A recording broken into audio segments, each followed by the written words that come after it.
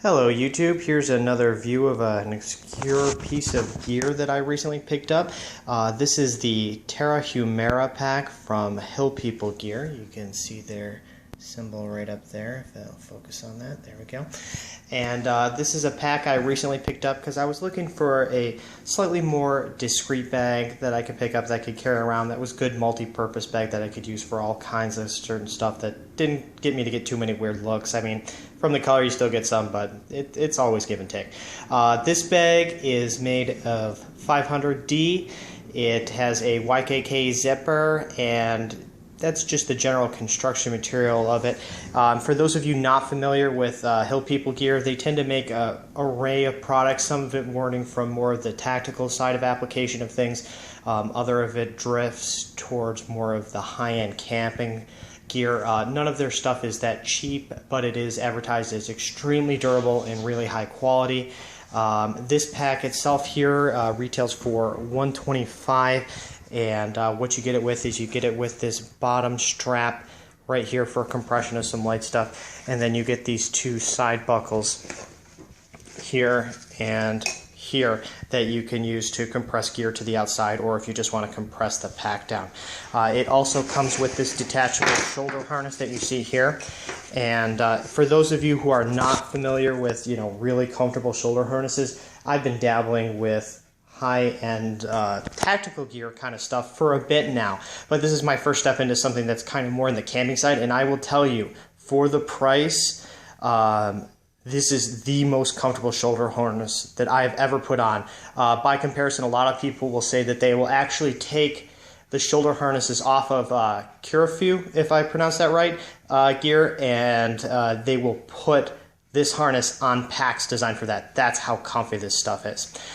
This pack it's fully detachable, as you can see up here. It can just be unclipped and attached to any kind of gear that you want.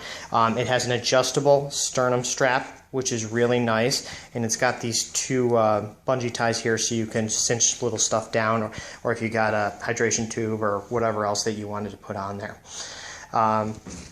The pack itself is designed to be a general hauler pack of some light stuff, and it can also be attached and mounted onto a larger pack, which is a cool little feature of it.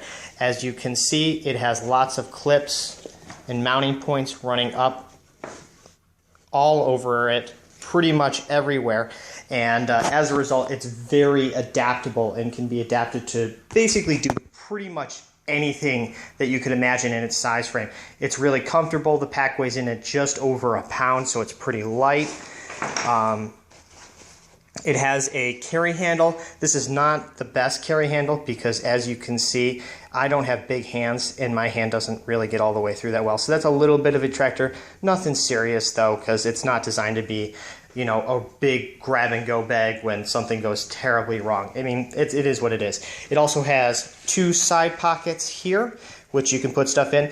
This does not have an elastic bit to it. The reason why, and this was posted by the creator of the pack, is that he did not make it elastic because he wanted it to be more durable in the long term. So it can intrude inwards on the pack space when you put something in, but it will fit your standard military canteen style bottles, or it will fit your standard Nalgene. So whatever your use is, it can fit it.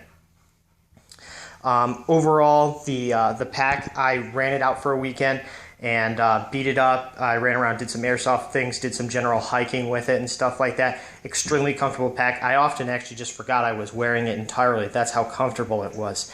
Never had any issues with the load distributing or shifting around. I mean, the only time the pack ever bounced off me is when I literally was jumping over something. And then it just came right back down, and nothing you wouldn't expect out of any shoulder pack, so it's really good. On the inside, for those not familiar, it is just one big pocket. All the stitching, we can see it in here. A lot of it's double stitch stuff here, really good quality. The water tends to bead right off of it. It also has a hydration loop in there that you can see, and that's so you can hang a carrier, because that was originally what this was designed to do, was be a hydration carrier plus kind of situation. Then it evolved into what it is now. The one downside, well, two downsides actually. First of all, there's no grommet drainage on the bottom of this pack for some reason. I don't know why that is, and I think that's something that they should change. kind of strange. Also, the other thing is that this does not have a specific loop for the hydration bladder for a tube running out. They say you're supposed to run it under this tab right here that you can see in running it out, and that's okay. I would personally rather just have a small flap or something like that that you could put in, like put it over here or on the other side, something that you could run it out of. I think that would be superior, but that's my opinion.